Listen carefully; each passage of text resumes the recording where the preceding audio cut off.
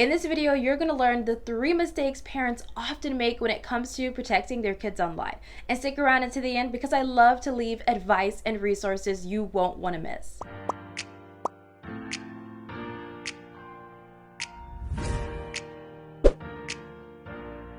The first mistake is focusing on parental controls. Now that might seem a little bit weird, but if you've been following this channel for a bit, you know that actually isn't weird, and I always talk about how you should not be focusing on parental controls. While parental controls are an amazing tool to make sure that there are boundaries and filters within your kids' experiences, especially when they're young, it is not the foundation of protecting your kids online. So many parents might put on a parental control and then go about their business. They may put parental monitoring on their kid's phone without their kids knowing, and then they go about their business. There's a way to do it that's healthy and sustainable for your kids' safety and security online. The foundation of online safety is holistic online safety. That means giving your kids the freedom they want and the safety and security that they need. That also means looking at security as a big picture versus focusing on just the tools. If you really want to protect your kids online, then you have to develop a safe space for them to communicate with you openly, and you're not just relying on the tech, but you're relying on your relationship with them to guide them through the online space. End of this video, I'll be giving you a resource that you can watch to learn a little bit more about why parental controls should never be the foundation of protecting your kids online. And comment below and let me know your thoughts about parental controls or parental monitoring.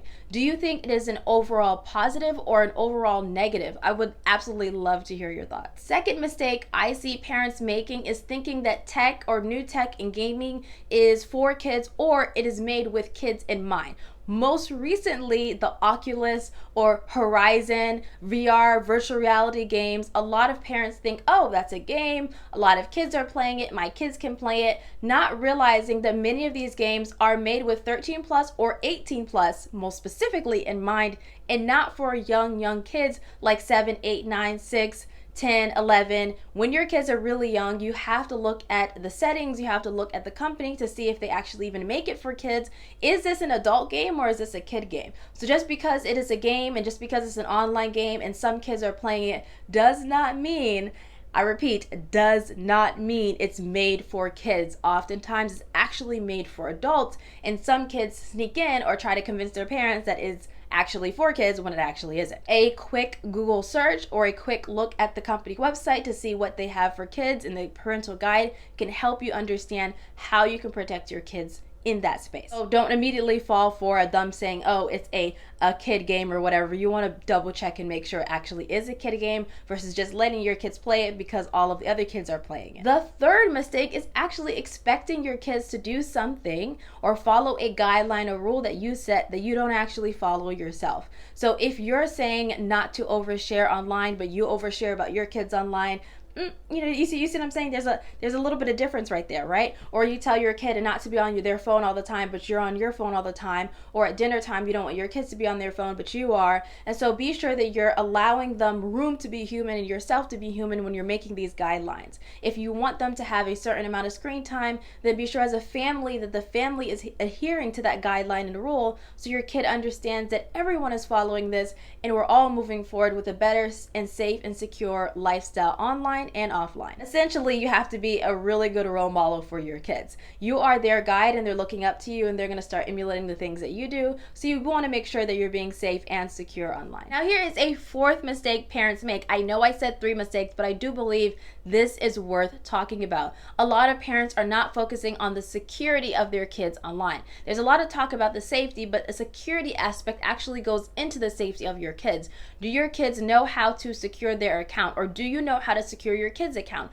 Are your kids' phones secure? Do they have a passcode? Is it hard to get into? Do they have good passwords? Are there good authentication methods? Meaning there are 2 ways of authenticating to one account. Every app that your kid goes into, you need to double check that that's your kid logging in and not a hacker or a predator.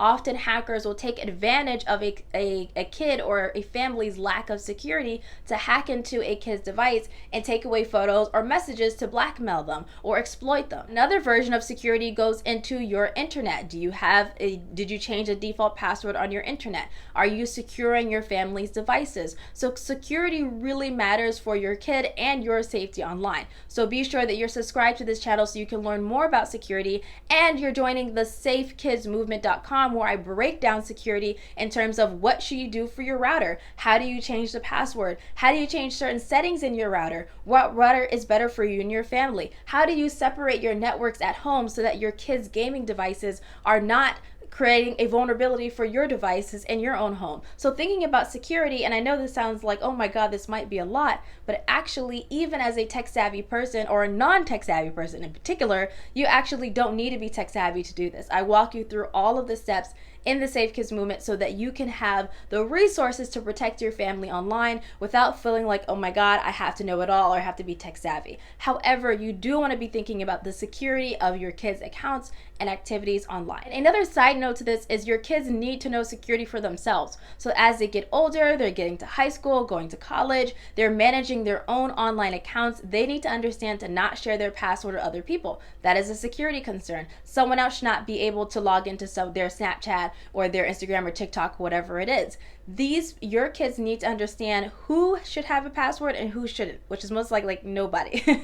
Or understanding what a password manager is or what two-factor authentication is. So as you're learning this, your kids need to learn this as well. And this is why someone like I exists. You don't even just have to talk to your kids about it. I can do that as well. And that's what I do in the safekidsmovement.com. In the beginning of this video, I talked about how parental controls cannot be the foundation of protecting your kids online. I believe that parental controls only work under certain conditions. And if you want to know what those conditions are and what you can do to make sure you have a better and safer and more secure environment in your household to protect your kids online, then watch the next video right now.